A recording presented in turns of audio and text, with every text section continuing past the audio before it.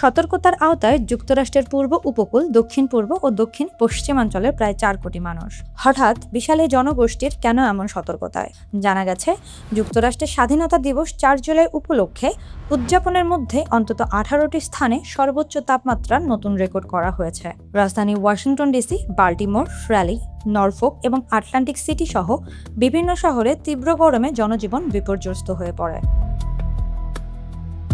জলবায়ু পরিবর্তনের ফলে প্রতিনিয়তই বদলে যাচ্ছে আবহাওয়া। যুক্তরাষ্ট্রে তীব্র তাপপ্রবাহে অন্তত ২৫ জনের মৃত্যু হয়েছে বলে জানা গেছে। নিউ ইয়র্ক সিটি স্বাস্থ্য বিভাগ জানিয়েছে, তাপমাত্রা বৃদ্ধিজনিত অসুস্থতায় ৩৭৮ জনের বেশি মানুষ জরুরি বিভাগে চিকিৎসা নিয়েছে। একই প্রসঙ্গে তাপমাত্রা প্রবাহজনিত আরও বহু মানুষ এমন ঝুঁকিতে রয়েছে।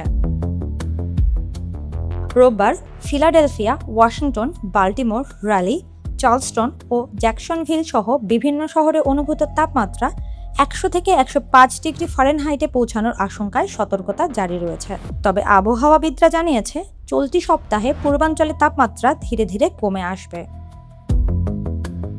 অন্যদিকে অ্যারিজোনা ও ক্যালিফোর্নিয়ার কিছু অংশে মঙ্গলবার থেকে বৃহস্পতিবার পর্যন্ত চরম তাপপ্রবাহের সতর্কতা জারি করা হয়েছে।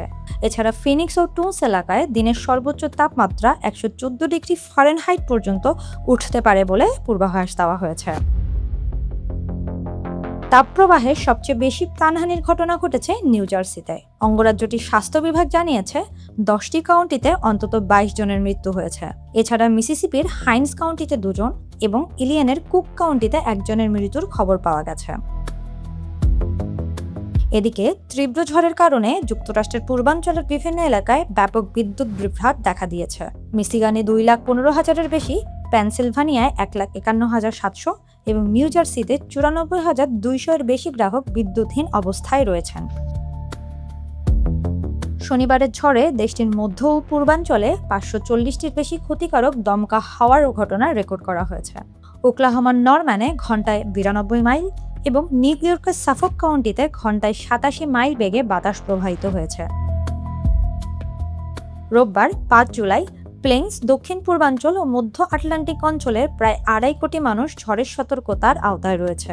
ফিলাডেলফিয়া, ওয়াশিংটন, বাল্টিমোর ও আর্লিংটন এলাকায় ঘন্টায় ৭০ মাইলের বেশি গতির ঝড়ো হাওয়া এবং বড় আকারের শিলাবৃষ্টির আশঙ্কা রয়েছে, যদিও টর্নেডোর ঝুঁকি তুলনামূলক কম বলে জানিয়েছে আবহাওয়া কর্তৃপক্ষ। এছাড়া সোমবার ৬ জুলাই পর্যন্ত ডেলাওয়্যার থেকে কানেকটিকাট পর্যন্ত প্রায় ৩,৪০,০০,০০০ মানুষ বন্যা সতর্কতার আওতায় রয়েছেন। ধীরগতির বজ্রঝড় এবং অতিরিক্ত আর্দ্রতার কারণে আকস্মিক বন্যার ঝুঁকি বেড়েছে। নিউ ইয়র্ক সিটি জরুরি ব্যবস্থাপনা বিভাগ বাসিন্দাদের রোববার থেকে মঙ্গলবার পর্যন্ত ভারী বৃষ্টির জন্য প্রস্তুত থাকার আহ্বান জানিয়েছে। শহরটিতে সর্বোচ্চ ৩ ইঞ্চি পর্যন্ত বৃষ্টিপাত হতে পারে এবং প্রতি ঘন্টায় ২ ইঞ্চি হারে বৃষ্টির সম্ভাবনা রয়েছে। দেশটির আবহাওয়াবিদদের মতে, সোমবার ৬ জুলাই পর্যন্ত ফিলাডেলফিয়া, নিউ ইয়র্ক এবং হার্টফোর্ড সহ বিভিন্ন শহরে মোট ২ থেকে ৮ ইঞ্চি পর্যন্ত বৃষ্টিপাত হতে পারে, যা নগর এলাকায় আকস্মিক জলাবদ্ধতা ও বন্যার ঝুঁকি বাড়াবে।